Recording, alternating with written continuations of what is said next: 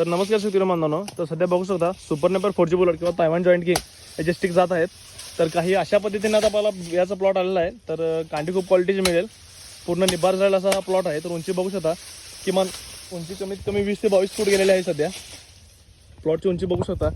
तर हे स्टिक औरंगाबादला चालले आहेत. तर काही अशा पद्धतीने क्वालिटी आहे आपली.